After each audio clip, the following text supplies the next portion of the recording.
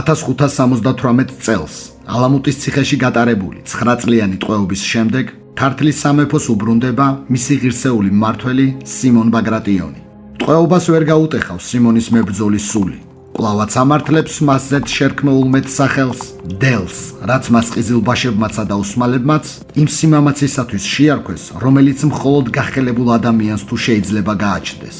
სიმონის დამტყვევებელი შაჰის თამაზი შთამომავლები ან თავისუფლებენ ბაგრატიონს და როგორც მეფეს, ისე უშვებენ ქართლში. არ გეგონოთ, რომ მათ რაიმე პირადი სიმპათია გააჩნდათ სიმონისადმი. არა, ისინი უბრალოდ იძულებულნი გახდნენ ასე მოქცეულიყვნენ. რამე თუ მათი დაუძინებელი მტერი, ოსმალეთის იმპერია, დაპყრობილ ქართლშიც ეცილებათ და თავის მხრივ კიდევ უფრო უახლოვდება ირანის იმპერიის საზღვრებს. დელი სიმონი კი სათავისოდ იყენებს ამ შესაძლებლობას.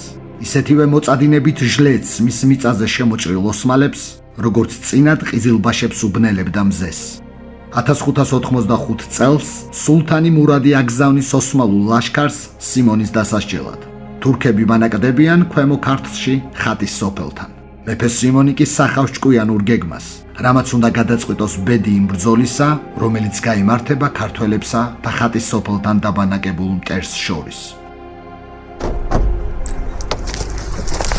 გესალმებით, გიბრუნდებით მამაშვილი თავაძეები, რაც ნიშნავს იმას, რომ თქვენ უყურებთ სერიათა ციკლს ისტორიული ეპიზოდები ქართლიდან. გრძელდება ჩვენი მოგზაურობა ქვემო ქართლში და დღეს თქვენ იხილავთ დასახლებას, რომლის სახელიც არის ხატის სოფელი. დანარჩენი კი რა თქმა უნდა უშუალოდ სიუჟეტიდან. წავედით.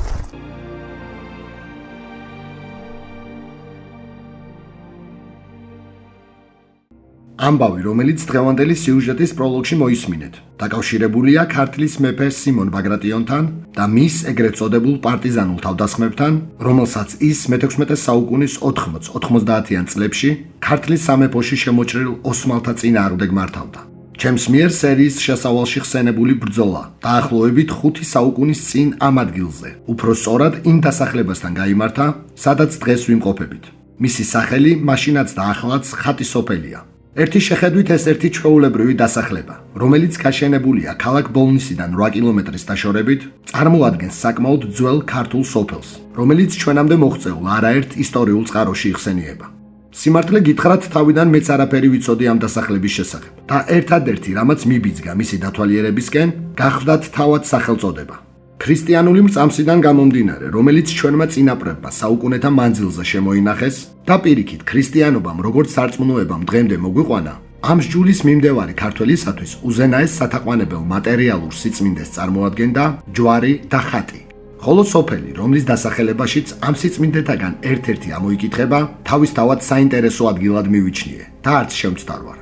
სანამ მეფე სიმონის მოხერხებულობასა და იმ სიმამაცეზე მოგიყვებოდეთ, რომელიც მან ხატის სოფელთან გამოამჟღავნა, მანამდე აქ შემორჩენილ ისტორიული ძეგლების კადრების ფონზე და ჩვენამდე მოღწეულ ხელნაწერებზე დაყრდნობით, მე თქვენ გიამბობთ იმ საინტერესო ამბებსა და მოვლენებზე, რომელიც აქ საუკუნეთა უკან მიმდინარეობდა. ყველაზე ძველი ცნობა დასახლების შესახებ თარიღდება მე-13 საუკუნით. ერთიანი საქართველოს მეფის რუსუდანის მმართველობის პერიოდში კათალიკოს პატრიარქის თანამდებობას იკავებდა მიქელ, იგივე მიქაელ მეხუთე. სწორედ ამ დროს მის მიერ შედგენილია იმ ეპოქისათვის დამახასიათებელი სამართლებრივი დოკუმენტი, ეგრეთ წოდებული წყალობის სიგელი, რომელშიც ამოიკითხება შემდგომი რამ. მას ჟამსა ოდეს პირველ ხვარაზმელთაგან და მერმე თათართაგან მოუხრდა ესე სამეფოი და სოფელნი, შენ და შენი ძმანი დიდსა უგემურობასა შინა იყვენით. რომელნიღა მამულნი გქონდეს, იგინიცა ამოწყვედილნი იყუნეს. მისითა მიზეზითა შეგიწყალენით და მოგეცით სამამულოდ შენ, ვაჩე გუარა მიზძესა, ჩვენ სამსახურთუ ხუცესსა, შვილთა და მომავალთა შენთა, ეკლესიისა სამსახუროდ ხატის სოფელი. მისითა ველითა, ტყითა, წისქვილითა და ყოველითავე. როგორც ნაწყვეტიდან ირკვევა, იმჟამინდელი ქართლის კათალიკოსი მიქაელი საეკლესიო აზნაურს ვაჩე გუარა მიზძეს, გადასცემს ხატის სოფელს, რომელსაც მანამდე მის მფლობელობაში მყოფი მამულები უნდა გაუხრებოდა ჯერ ხვარაზმელების, ანუ ჯალალ ad-din მანგუბერდის, იგივე ჯალალედინის შემოსევისას, ხოლო შემდგომ თათრების მიერ. ამ უკანასკნელში იგულისხმებიან მონღოლები, რომლებიც გამორჩეულნი იყვნენ იმით, რომ მათი ლაშქრობების შემდგომ საქართველოში მასიურად დამკვიდრდა ისეთი მძიმე შინაარსის მქონე სიტყვები, როგორიცაა ნასოფლარი და ნასახლარი.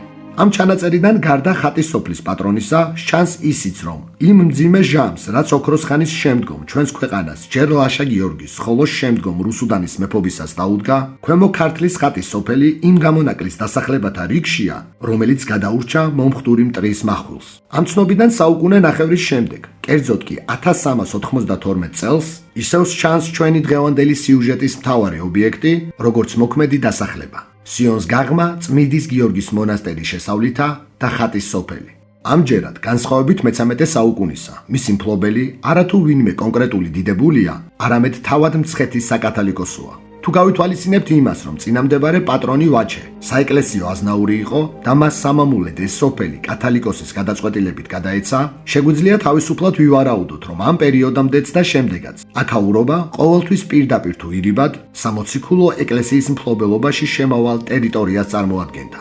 ქართველი ისტორიკოსი დევი ბერძენიშვილი მისსავე ნაშრომში სახელწოდებით ბოლნისის ისტორიული გეოგრაფიის საკითხები წერდა, რომ მას შემდეგ, რაც მე-5 საუკუნეში აშენდა ბოლნისის დიდებული ტაძარი და აქვე დაარსდა საეპისკოპოსო კათედრა, გაიზარდა მისი გავლენა ირგვლივ მყოფ ტერიტორიებზე. ამის დასტურად ბერძენიშვილს მიაჩნდა დასახლების სახელი ხატის სოფელიც.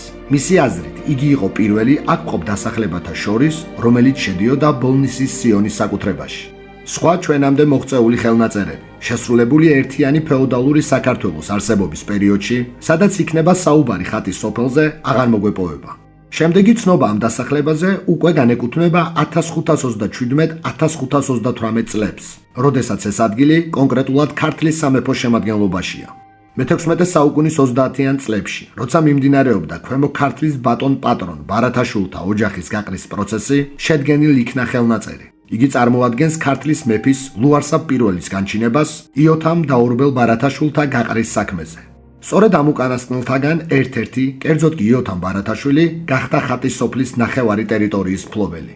ლუარსაბ პირველის სამეფო კარზე შექმნილი სამართლებრივი დოკუმენტიდან დაახლოებით 47 წლის შემდეგ ამავე ლუარსაბის შვილი სიმონ ბაგრატიონი გაილაშქრებს ხატის სოფელთან დაბანაკებული ოსმალური ჯარის წინააღმდეგ. სწორედ ამ ისტორიულ მოვლენაზე ვსაუბრობდი სიუჟეტის დასაწყისში. მე-18 საუკუნის ქართველი ისტორიკოსი ბერი ეგნატაშვილი ახალი ქართლის ცხოვრებაში სიმონსა და ოსმალებს შორის ხატის სოფელთან მომხდარ ბრძოლაზე წერდა შემდეგს. ხონდქარმა წარმოავლინა ლაშქარი და სარდალი ერთი. მოვიდნენ და დადგნენ ხატის სოფელს საბოლოოს. რაც ნაესე მეფემან სვიმონ შეიპყრა სპათვსი, მივიდა და დადგა ხრამის გამოხმა. ხატის სოფლიდან არც თუ ძალიან მოშორებით. მდინარე ხრამის ნაპირთან დაბანაკებული მეფე სიმონი ძალიან უცნაურ და მეფეთათვის არადამახასიათებელ ხერხს მიმართავს. მოირთო ელჩად მეფე სვიმონ და მივიდა ფაშასთანა. როგორც ბერი ეგნატაშვილი გვიყვება, ხატის სოფელთან დაბანაკებულ ოსმალებს თავად სიმონი ხლებია.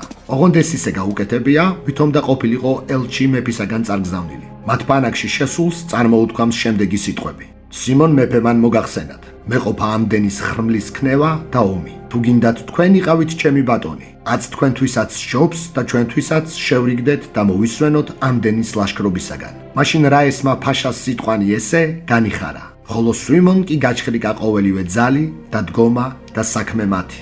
ამ ეპიზოდიდან გარდა მეფის სიმამაცისა, კარგად ჩანს მონარქის თავდადებაც, მისი ხალხისა და ქვეყნის წინაშე.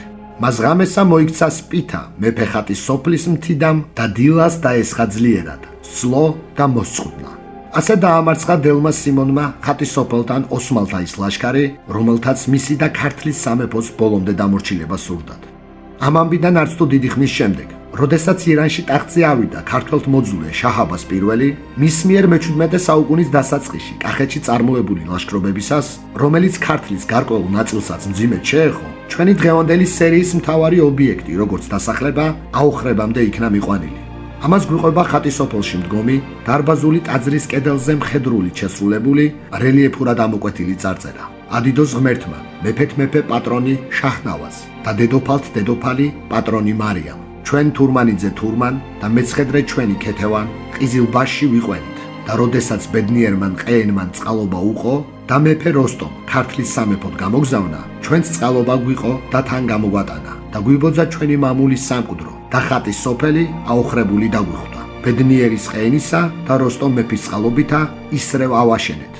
ამ წარწერაში ხსენებული მეფეთ მეფე, პატრონი შაჰნავაზი, გახლავთ ქართლის სამეფოს მმართველი ვახტანგ მეხუთე, რომელიც აღნიშნულ პოზიციას იკავებდა 1658-1675 წლებში. ხოლო მინაწერში მოხსენიებული კიდევ ერთი მეფე როსტომ ხანი კი გახლავთ ვახტანგის მამობილი და მისი წინამორბედი იგივე ქაიხოსრო ბაგრატიონი. ბაგრატიონ მონარქებთან ერთად ტაძრის კედელზე დატანილ ჩანაწერში ასევე ამოიკითხება თურმან თურმანიძე და მისი მეუღლე ქეთევანი. თურმანი ქართველი დიდებულია, რომელიც თანხლებია როსტომ ხანს ირანში, ჯერ კიდევ შაჰ აბასის დროს. ხოლო რაჟამს ყენმა, ესე იგი აბას პირველის შვილიშვილმა შაჰ სეფიმ, როსტომი ქართლის მეფედ დაადგინა, თურმანიძე მასთან ერთად საქართველოში დაბრუნებულა. სწორედ ამ დროიდან ეპატრონება ის ხატის სოფელს, რომელიც ძალზედ გავერანებული ყოფილა. სოფლის თავიდან შენებას თურმან თურმანიძე მე-17 საუკუნის 30-იანი წლებიდან იწყებს. თუ წარწერის წაკითხვას გავაგზელებთ, ასეთ რამეს მოვისმენთ. მოუძულდი ღმერთსა მე ქეთევან და მოწია ჩემზე და განგება რისხვა ღვთისა და გარდახტა პატრონი ჩემი და შვილი ჩემი გედალი. დავრჩი უძეოდ, ავშენე ყოვლად წმიდის ტაძარი, სულისა მისისა სახსრად. ასე ამგვარად ზემოთხსენებულიდან ნათლად ჩანს, რომ ქეთევანი მეუღლე აქაურობის ბატონ პატრონ თურმან თურმანიძისა არის მაშენებელი ამ დარბაზული ეკლესიისა, რომელსაც თქვენ ახლა კადრში ხედავთ. მას სალოცავი აუგია მისი ერთადერთი ვაჟის გედალის სულის სახსენებლად და ეს უნდა მომხდარიყო ვახტანგ მეხუთე შაჰნავაზის მეფობისას 1658-1675 წლებში. ამავე მე-17 საუკუნის ბოლოსთვის შესრულებულ ისტორიულ დოკუმენტში პირობის წიგნში კვლავ ჩდება ხატის სოფელი. ეს ხელნაწერი გაცემულია ქართლის იმჟამინდელი კათალიკოსის იოანე დიასამიძის მიერ, რომლის მიხედვითაც აქაურობის ახალ ბატონ პატრონად მაღალაძეთა გვარის ოჯახი მოიხსენიება. ხოლო 1724 წლისათვის სოფლის სულიერ მამადაც და წინამძღვრადაც ქართლის კათალიკოსის დომენტი იგივე დამიანე ბაგრატიონის მიერ დამტკიცებულა ონოფრე მაღალაძე. 1938 წელს გამოცემულ ნაშრომში მუამბეს მესამე ტომში ქართველი არქეოლოგი, ისტორიკოსი და მკვლევარი ლევან მუსხელიშვილი წერდა ასეთ რამეს. მდინარე ფოლადაურის მარჯვენა ნაპირას ხატის სოფელია, ახლანდელი წითელ სოფელი. 1933 წლის ცნობით აქ ქვეშიდან, აკაურთიდან და ტანზიიდან მოსული 82 კომლი ჯავახელები სახლობენ. ესენი აქ მხოლოდ 70-80 წლის წინათ მოსულან. აქ ცოდნიათ ბოლნისის გიორგობა. ნოემბრის 10-ს ძველი სტილით. მუსხელიშვილის ჩანაწერიდან რამოდენიმე მნიშვნელოვანი ცნობა ამოიკითხება. თუ მხედველობაში მივიღებთ იმას, რომ მეცნიერმა აქაურობა მე-20 საუკუნის 30-იან წლების მდგომარეობით დაახასიათა, მაშინ ხატის სოფელში ჯავახები ახლომდებარე სოფლებიდან უნდა გადმოსულიყვნენ მე-19 საუკუნეში. ჯავახების, ესე იგი ძირძველი ქართველების სამხრეთ საქართველოდან, ანუ მესხეთიდან დანარჩენ ქვეყანაში მიგრაცია საკმაოდ ბუნებრივ მოვლენას წარმოადგენდა იმ მოცემულობის და გამო, რაც მათ მიწაზე თითქმის 3 საუკუნის განმავლობაში გაბატონებული ოსმალეთის იმპერიის წყალობით სუფევდა. დასახელება წითელ სოფელი კი, რომელიც მუსხელიშვილის ვიზიტისას აქაურობას ერქვა ხატის სოფლის ნაცვლად, იმ ეგრეთ წოდებული ტოპონიმიკური ომის შედეგი უნდა ყოფილიყო, რომელსაც კომუნისტური ხელისუფლება ეწეოდა საბჭოთა საქართველოში. უფრო ზუსტად რომ გითხრათ, სახელები, რაც დაკავშირებული იყო რელიგიურ რწმენასთან, აღიქმებოდა როგორც ანტისაბჭოთა ელემენტი და ამიტომაც მსგავსი დასახელებები ხატის სოფელი, სამება, ხარება, საბერეთი და ასე შემდეგ იცვლებოდა ისეთი ტოპონიმებით, რომელთაც ქრისტიანულ მრწამსთან საერთო არაფერი გააჩნდათ. მუსხელიშვილისეულ ჩანაწერში კიდევ ერთი საინტერესო ტრადიცია აღწერილი, რაც წარმოადგენს ხატის სოფელში ძველი სტილით 10 ნოემბერს გიორგობის აღნიშვნას. აქვე გეტყვით იმასაც, რომ ექვთიმე თაყაიშვილმა, რომელმაც აქაურობა მოინახულა ასევე მე-20 საუკუნის დასაწყისში, აღნიშნავდა სოფლის თავზე შემაღლებაზე მდგომ წმინდა გიორგის ეკლესიას, რომელიც იმ ჟამისათვის სომხების მფლობელობაში ყოფილა. ამ ყველაფერს რომ დავუმატოთ, სიუჟეტის განმავლობაში განხილული მე-14 საუკუნის, კერძოდ კი 1392 წელს შესრულებული ხელნაწერი, სადაც ასეთი რამ მოიკითხება: სიონის გაღმა, წმინდის გიორგის მონასტერი შესავლითა და ხატის სოფელი. ვიღებთ შემდეგ რამეს. ბოლნისის სიონის გაღმა ხატის სოფელი და მის თავზე მყოფი წმინდა გიორგის სალოცავი შესაძლოა იყოს ის მონასტერი, რომელიც ერთიანი ფეოდალური საქართველოს დროინდელ ცნობაშია დასახელებული. შამთა აბედითი სვლის და გამო, მისთვის დამახასიათებელი ამაუხრებელი ლაშქრობებითა და უპატრონობით მონასტერიცა და მისი მიმდებარე ტერიტორიაც უნდა გავერანებულიყო. სამრეკლო, რომელიც სალოცავს აქვს დადგმული, გვიანდელ მინაშენს წარმოადგენს და გარდა ამისა, დარბაზულ ტაძარს არაერთი გადაკეთების კვალი აღენიშნება. რაც კიდევ მეტად გვაძლევს იმის ვარაუდის საშუალებას, რომ ეს უნდა მომხდარიყო მაშინ, როდესაც დაზიანებულ ეკლესიას აქ მაცხოვრებელმა სომხებმა გაუწიეს მოვლა პატრონობა. ჩემის ვარაუდით, სწორედ წმინდა გიორგი სამსალოცავთან უნდა ყოფილიყო დაკავშირებული ის ტრადიციაც, რომლის დროსაც სოფლის მაცხოვრებლები ამავე სალოცავის მფარველი წმინდანის დღეობას მართავდნენ. დღევანდელ დროში ერთი შეხედვით მოკრძალებულ ქვემო ქართლის დასახლებას ხატის სოფელს ჩრდილივით თანსდევს მისი წარსული. დროის დინებასთან შერიგებული, მშვიდად აგრძელებს ცხოვრებას. მაგრამ მასთან მოსული სტუმარი, თუ ოდნავ მაინც დააკვირდება აქაურობას, აუცილებლად შეიგრძნობს იმ ისტორიულ წარსულს, რაც აქ საუკუნეთა უკან ნაგებ ძეგლთა კედლებშია ჩამალული. ასე ამგვარად დღევანდელი სერიაც დასრულდა, რაც ნიშნავს იმას, რომ გემშვიდობებით მომდევნო სამშაბათამდე, სადაც დაგიბრუნდებით ახალი სიუჟეტით, ტრადიციულად საღამოს 6 საათზე. მანამდე კი დაგიტოვებთ ერთ თხოვნას, რასაც უკვე ნატალი გეტყვით. გამოიწერთ არხი, რომ უფრო ბევრმა ადამიანმა ნახოს ჩვენს მიერ გადაღებული ვიდეოები. დროებით.